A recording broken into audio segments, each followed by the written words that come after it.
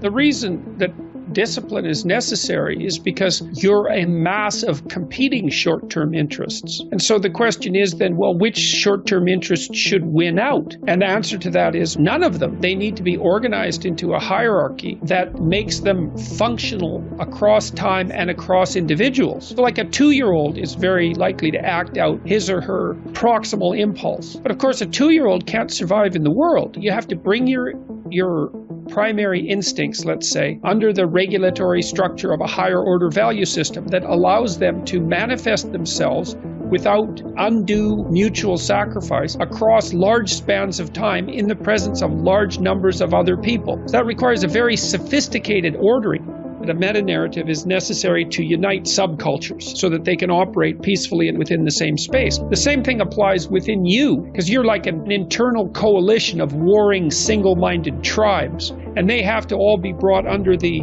organizational structure of long-term collective vision. And in order to do that, you have to be disciplined. And any discipline, technically speaking, is an attempt to bring all those competing short-term impulses under a larger scale and more inclusive framework. You do that, and then, well, that's actually what gives you freedom. If you're going to mess around with very complicated and dangerous matters, you should really put your life together.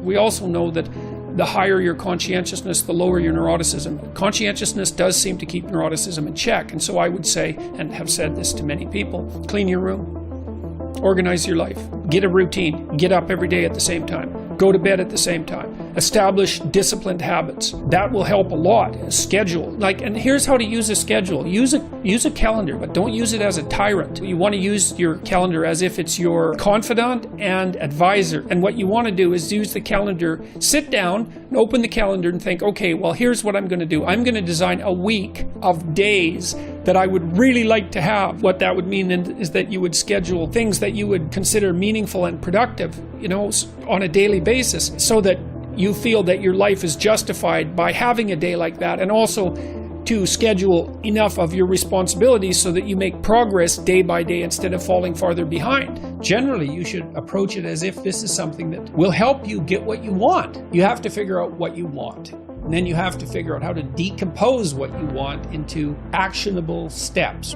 That's a pretty good deal, all things considered. And you can start stupid and slow. Like I said, just throw some things in that you're pretty likely to do and fill in the schedule with broad strokes. And then as you get familiar with it and comfortable with it and maybe even happy with it, you can fill in the details and start to use it in a more sophisticated way.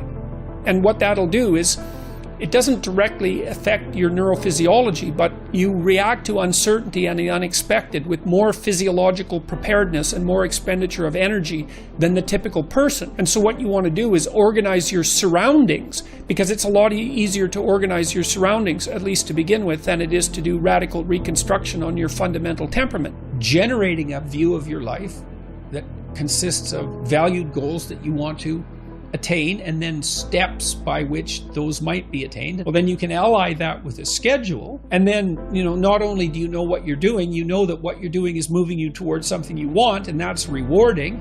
You need to have a primary discipline. It's absolutely necessary to succeed in life. Now, once you have a primary discipline, then you can branch out and become a multiplicity in your disciplined approach, and then you're absolutely bloody unstoppable.